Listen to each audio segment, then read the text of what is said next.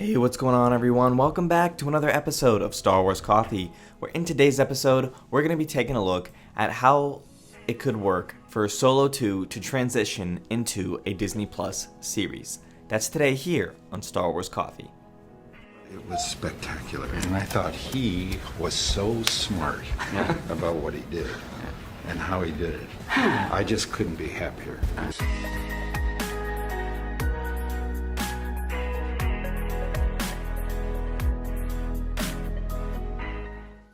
So, Make Solo 2 Happen is trending today, and Forbes actually took an article to this for the fact that Make Solo 2 is trending. And so I thought, since Make Solo 2 Happen is trending, I should continue the publicity for Make Solo 2 and cover that today.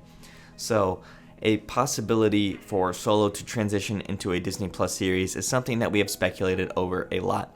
And Forbes has actually written an article about this by Paul Tassi, and it says, could Solo 2 find new life as a Disney Plus series? And what he does throughout this article is go over the idea and how likely it could be that Solo could transition into a Disney Plus series. So we're going to take a look at that today. Solo was the film that caused Disney to put their single character spin-off concepts on hold due to box office underperformance and mediocre critical and fan reviews. But if, say, the promised Obi-Wan Solo film was turned into a Disney Plus show, could a Solo sequel have the same fate? There are some complicating factors here that would make this difficult.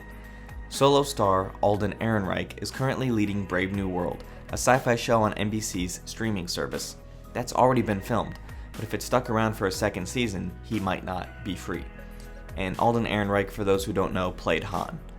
Donald Glover, who played Lando, who is a huge asset to the film as Lando Calrissian, probably does not have enough free time between FX's Atlanta and his music career to make a Disney Plus series with his work schedule. But there is some good news. Emilia Clarke, at least as far as we know, is not wrapped up in any new projects at the moment, with her last listed role being Last Christmas, and she'd only had 2 total roles since Thrones ended, not attached to any new series, so she could be free to return as Qi'ra. I would have to imagine that Ray Park would love to play Darth Maul again, as he always leaps at the opportunity whenever he's needed, be it in a cameo like Solo or doing voice/stunt work for the animated series. Solo 2, the series could scale down the budget so it's not some mammoth blockbuster, and follow in the footsteps of The Mandalorian. But I think it's a question of whether or not Disney wants to revisit one of their movies that performed the poorest for them, and it would take more than a few trending hashtags to make it work. I do agree that there is an interesting show to be made with Qi'ra and Maul and young Han. I maintain that Alden Ehrenreich did as good a job as anyone could have with the difficult task of channeling a young Harrison Ford. However, Disney has so many irons in the fire, I'm not sure what would motivate them to return to Solo as a new timeline to focus on. Unless they could perhaps somehow pair it with Obi-Wan. That's the only series they're working on that would be in a similar time frame. False, sir. On Forbes, false. Cassian Andor would also be able to fit in this time frame as well. Continuing on. But The Mandalorian and a possible Ahsoka spinoff are well in the future, and even Rogue One's Cassian Andor show should be later too. And a new show for the Russian doll showrunner is supposed to be a timeline that we've never been to at all.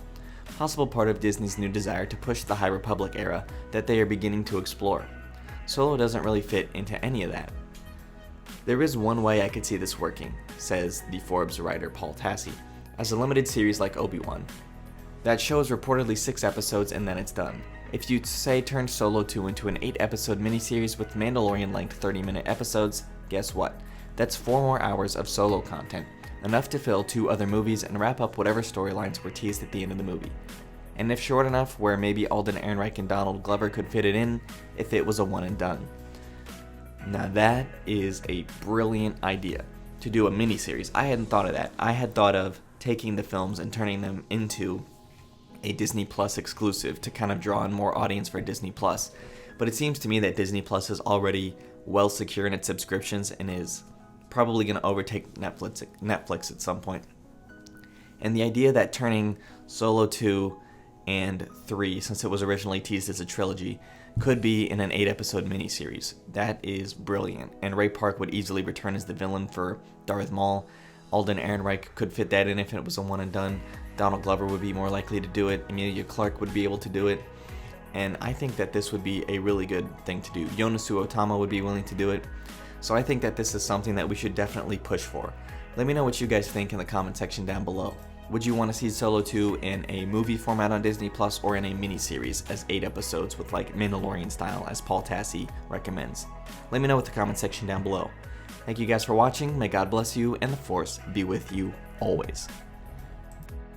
If you enjoyed this episode, and frankly, even if you didn't, don't forget to subscribe. Do it! And if you want to help spread the word, please give this video a thumbs up and tell your friends to subscribe. Please check out the official Star Wars Coffee merchandise, and don't forget to check out all of the content playlists on this channel, including The Rise of Skywalker, The Mandalorian, and much more.